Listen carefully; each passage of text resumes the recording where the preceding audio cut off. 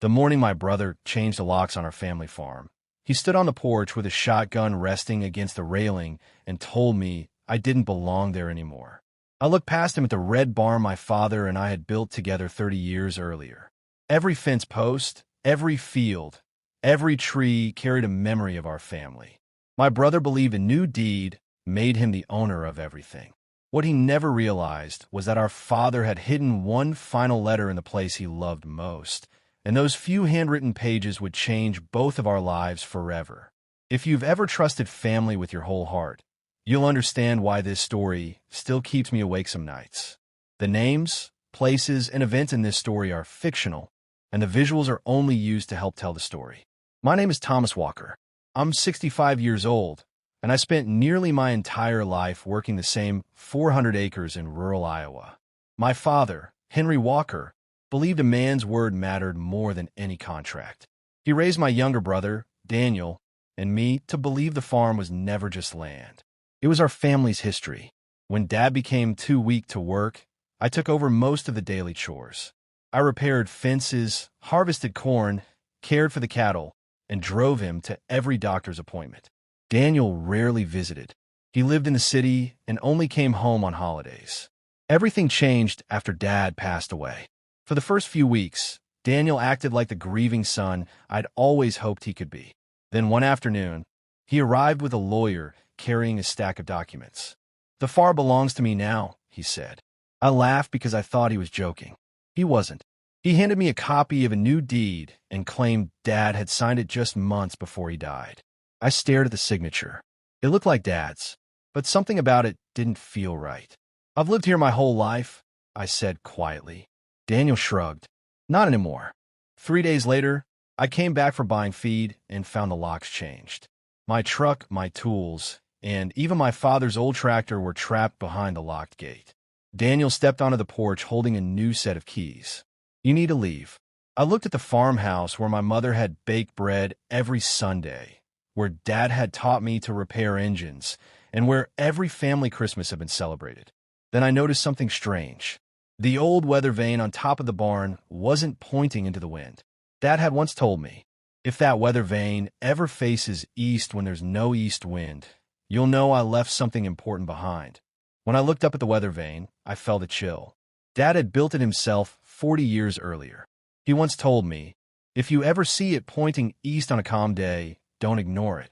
At the time, I thought it was just another one of his old farmer stories. Now I wasn't so sure. Daniel laughed when he saw me staring at the barn. "Looking for a miracle?" I didn't answer. I turned around, got back in my truck, and drove to the small hardware store in town. The owner, Mr. Collins, had been Dad's closest friend for decades. When I mentioned the weather vane, his face changed. "He finally did it," he whispered. "What do you mean?" "Your father asked me years ago to keep a spare key to the old grain loft.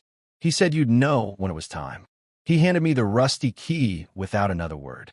That evening, after Daniel left the farm for town, I walked across the back field and climbed into the old grain loft through a side ladder only Dad and I knew about.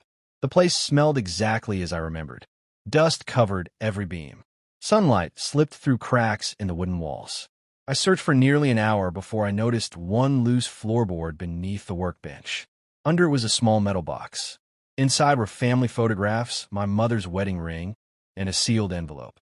On the front, in Dad's handwriting, were the words, "To my sons, open only if the farm ever tears this family apart." My hands trembled as I held it.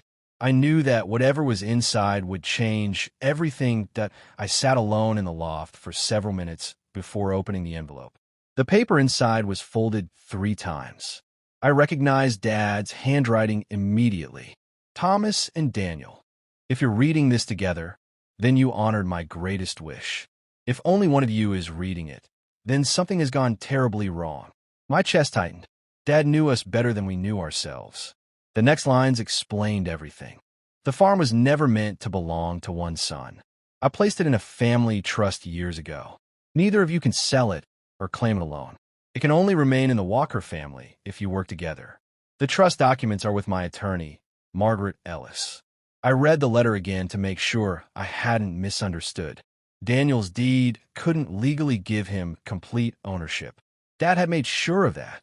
The following morning, I drove straight to Margaret Ellis's office. She listened quietly as I placed the letter on her desk. After reading it, she opened a locked filing cabinet and removed a thick folder. "I've been waiting for this day," she said. Inside were the original trust papers, signed by my father years before his death. "The farm belongs to the Walker Family Trust," she explained. "Your brother cannot transfer it, mortgage it, or remove you from it by himself." For the first time since Dad died, I felt hope. Margaret immediately called Daniel and asked him to come to her office. He arrived an hour later, still confident. When she placed the trust documents in front of him, the color drained from his face. This can't be right." Margaret calmly replied, "It is. The deed you relied on has no authority over the trust." Daniel looked at me, speechless. Then Margaret slid one final document across the table. "It appears someone also attempted to file paperwork that conflicts with the trust." Daniel stared at it in disbelief. "I never saw this." She looked directly at him. "Then someone may have misled both of you." For the first time, I realized my brother's anger might not have been the whole story. Someone else had been working behind the scenes. Daniel sat in complete silence. For the first time since our father died, he looked less angry than confused. Margaret opened another folder. "The county records show the deed was prepared by a private document service hired by a real estate investor. Neither of us recognized the company's name." She continued, "They had been buying farmland throughout the county. If one brother believed he owned everything, selling quickly would have been much easier." Daniel slowly lowered his head. "I thought I was protecting Dad's wishes." I looked at him. "You never asked me what Dad wanted." He nodded. "I know."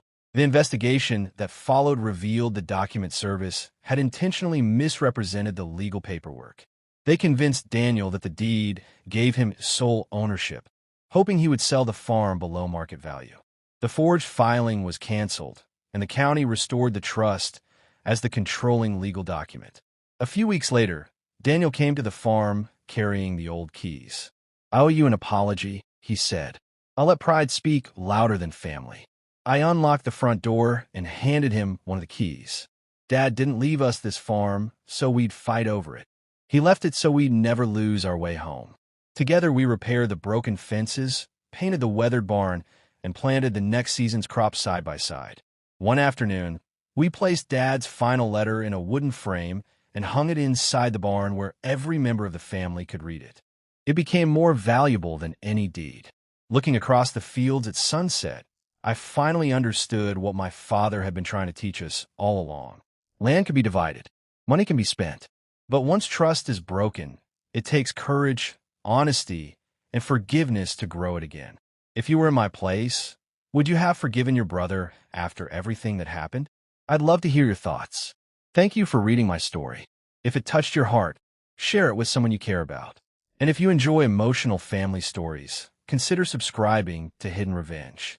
My brother thought a locked gate would end our family story. Dad's last letter reminded us that the strongest inheritance isn't land. It's the choice to remain a family.